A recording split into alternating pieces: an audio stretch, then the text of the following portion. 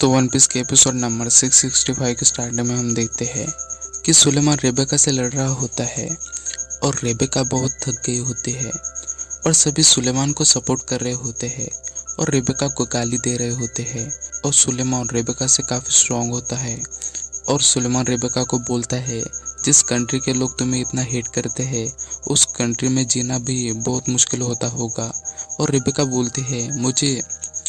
मुझे उससे कुछ फ़र्क नहीं पड़ता कि लोग मेरे बारे में क्या सोचते हैं, मैं तो बस सोल्जर के साथ रहना चाहती हूँ। और वो अनाउंसर बोलता है कि अब बस 30 कंटेंडर्स बचे हैं ब्लॉक डी में और उसमें भी वो शेर हार जाता है जिसे ओलंपस ने हराया होता है और फिर भी बहुत सारे लोग बचे होते हैं। और यहाँ सुलेमान रेबेका पर अटैक करता है और उसकी तलवार दूर फेंक देता है जिससे रेबेका डर जाती है और सुलेमान उस पर अटैक करता है पर उसकी फ्रेंड उसे बचा लेती है और एजिलिया बहुत घायल हो जाती है और उसकी तलवार भी टूट जाती है पर फिर भी वो रेबेका को बचाने की कोशिश कर रही होती है पर सुलेमान उससे बहुत ज़्यादा स्ट्रांग होता है और वो उसे बुरी तरह से हरा देता है और वो नीचे गिर जाती है और वो रेबेका को बोलते हैं कि तुम्हें किसी भी हालत में फाइनल में जाना होगा मेरे लिए। और रेबेका भी उसे रोते रोते हाँ बोलती है और रेबेका फिर से अपनी तलवार उठाती है और लड़ने के लिए तैयार हो जाती है और सुलेमान और रेबेका फिर से लड़ने लगते हैं। और यहाँ हम लूफी और किनेमन को देखते हैं जो भाग रहे होते हैं और किनेमन लूफी को बोलता है कि जोरो गायब हो गया है,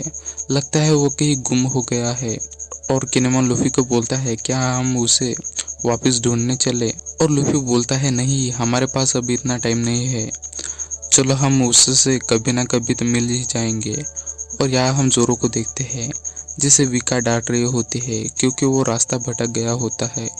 और वहाँ 3 बच्चे आ जाते हैं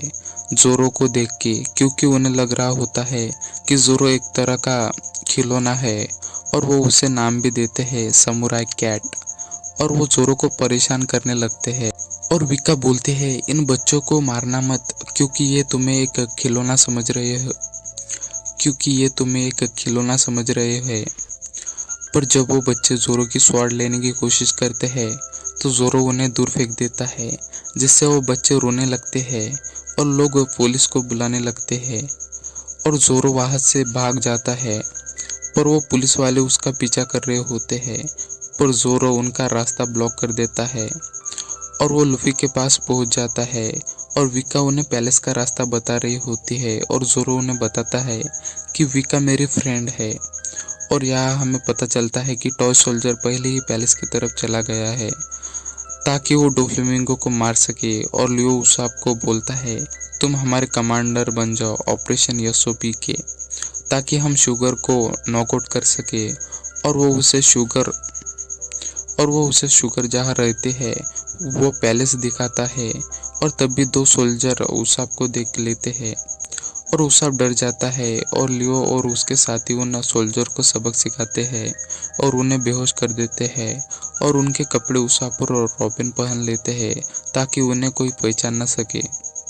और उसाप उन्हें ऑर्डर देता है हमला करने का। और यहाँ हम देखते हैं कि सभी उस फैक्ट्री के लोग ऊपर जा रहे होते हैं जहाँ वो फ्रैंकी और सीनियर पिंक की लड़ाई चल रही होती है ताकि वो फ्रैंकी पर अटैक कर सके। और टॉय सोल्जर भी उसी लिफ्ट में होता है और थोड़ी देर बाद वो बाहर आ जाता है और उन सोल्जर को मारने लगता है और उसे याद आता है कि उसने रेबेका को कैसे ट्रेनिंग दी थी और उसे लड़ना सिखाया था। और वो उन सब से लड़ रहा होता है किंग रिकू की फैमिली की तरफ से।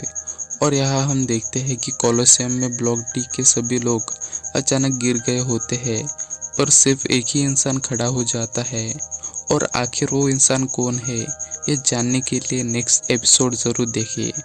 Thank you for watching.